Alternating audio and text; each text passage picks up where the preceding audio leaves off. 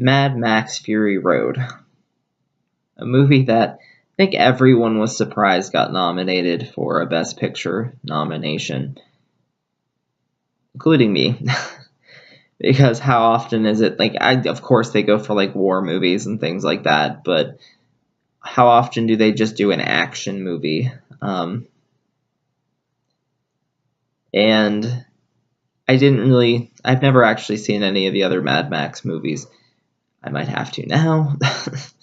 Mad Max Fury Road is, of course, the story of Mad Max, who gets captured and is being used as, well, he initially starts off being used as a blood bag for these war boys, or a war boy in particular, played by the guy who played the zombie from Warm Bodies. Don't ask me names, I'm terrible at actor names. And then there's a story about how Furiosa, played by Charlize Theron, has taken these women and is trying to take them to safety because they're just being used for breeding purposes. Man, this does not sound like a Best Picture nominee as I'm explaining it, but it is such a good movie.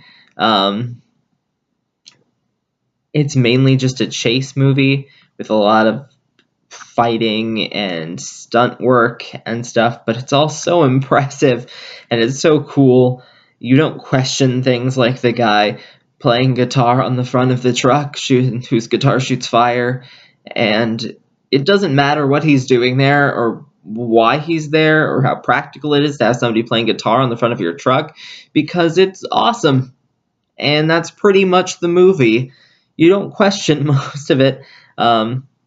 I think they do a good job of not explaining too much, because oftentimes movies like this will like get into a lot of exposition and we'll just like sit there and go, this is what's happening and this is what this is like and this is what this is like.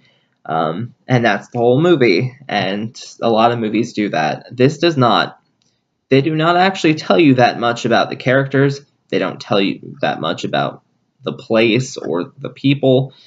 It leaves it to you to figure out a lot of that stuff yourself or to come up with your own ideas.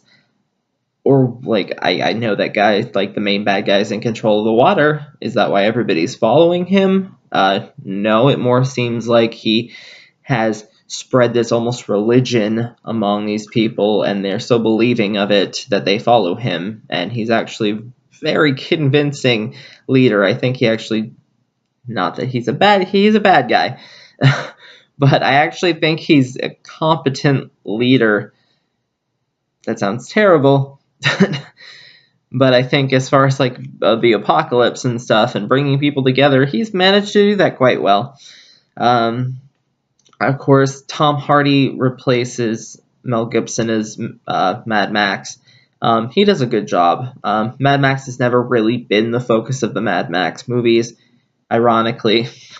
So he really doesn't talk that much, aside from having hallucinations or flashbacks, something about these people he maybe didn't save. That's my interpretation, at least, like his family or people he didn't save.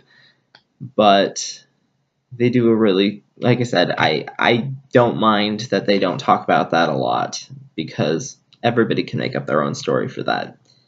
And that's kind of a cool part of it. Like I said, the chase scenes, the action, the stunts, everything about it is just really, really good. There are some weird parts in it where it kind of speeds up to show like things are happening fast, but it looks kind of unnatural. And those are my really only complaints. But it's really just almost a guilty pleasure movie, except that it's good. And like I said, this is another one, along with The Martian, this is another one where maybe it wouldn't have been something I would have picked to watch, but it's really, really good regardless.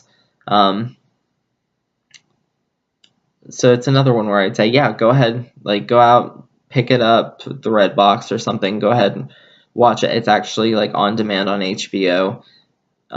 Watch it. It's a movie worth watching, even if it's just for all of the special effects. And so for the next one, I will go back to the animated pictures and I will watch Shaun the Sheep. What can you say about that?